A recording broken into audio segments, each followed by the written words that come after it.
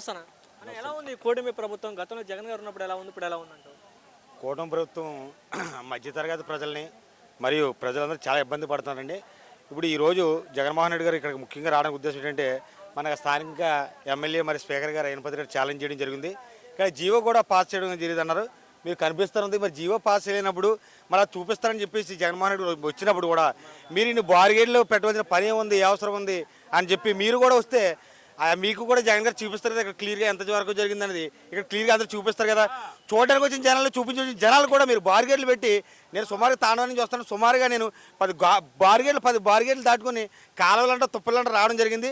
నాలాంటి యువకులందరూ ఇక్కడ రాగలుగుతున్నారు. ఇంకా రాకుండా చాలామందిని పోలీసులందరూ కలిపి గేట్లు ఆటంకం పెట్టేసి అక్కడ ఆపు చేయడం కూడా జరుగుతుంది.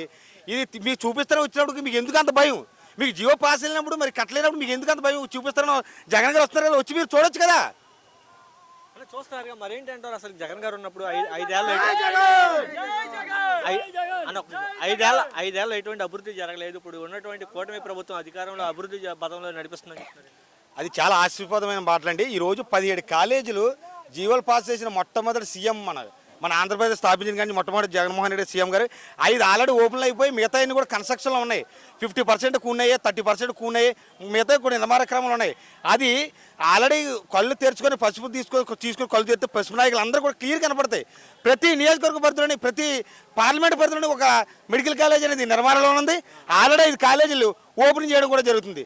అలాగే సంక్షేమ పరంగా జగన్మోహన్ రెడ్డి గారు నవరాత్రుల్లో ప్రతిదీ కూడా 100% కూడా పూర్తి చేయడం జరిగిందండి. ఈరోజు ఆల్రెడీ 1 ఇయర్ పోతే మొత్తం అన్ని ఎగదొబ్బారు. మొత్తం సూపర్ 6 అన్నారు, అన్ని ఎగదొబ్బారు. నిరుద్యోగ వృద్ధి అన్నారు, నిరుద్యోగ వృద్ధి ఇవ్వలేదు. ఇంకా చాలా పథకాలు ఇవ్వట్లేదు. వాళ్ళు మహిళలకి 15,000 ఇస్తున్నారు, అది ఇవ్వలేదు. ఇప్పుడు సూపర్ 6 అన్నీ అమలైపోయింది చెప్పి సంబరాలు చేసుకున్నారు. అది ఆశీర్వాదం అంటే ఇప్పుడు ఇలా చెప్పడం కాదు. ఆశీర్వాదం అంటే ఏంటంటే సూపర్ 6 అన్ని అమలు చేసిన చెప్పి కూడా ఆశీర్వాదం. సూపర్ సక్సెస్ అయిందని చెప్పి మీటింగ్. అదే సూపర్ సక్సెస్ ఎలాగైందండి? ఎలాగైంది? నిరుద్యోగ వృద్ధి ఎవరికైనా వచ్చిందా?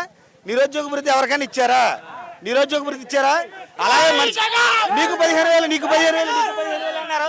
ఎవరికైనా ఇవ్వడం జరిగిందా? ఇవ్వడం జరిగిందా?